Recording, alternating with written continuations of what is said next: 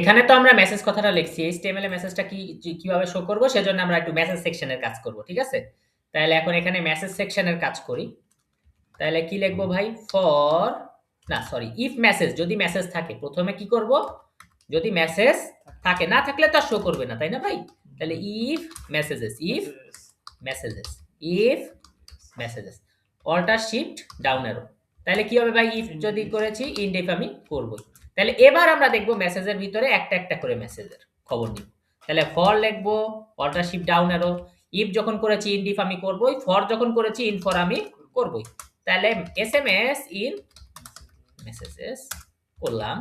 করার পরে এখন আমরা কিন্তু এসএমএস দিয়ে দিলেই এসএমএসটা চলে আসবে, কিন্তু আমরা আরেকটু স্পেসিফিক করব, কিভাবে স্পেসিফিক করব? আমি আরেকটা ইফ চালাবো। এবার ইফ চালালে আবার কিন্তু আমাকে ইনডিফ চালাতে হবে, অল্টার শিফট ডাউন অ্যারো ইনডিফ। ঠিক আছে? তাহলে ইনডিফ এবার কি করব ভাই? SMS dot tags. এসএমএস এর ট্যাগটা যদি হয়, আমি তো সাকসেসের জন্য দিছি, তাহলে আপাতত আমি সাকসেসের জন্য বানাই।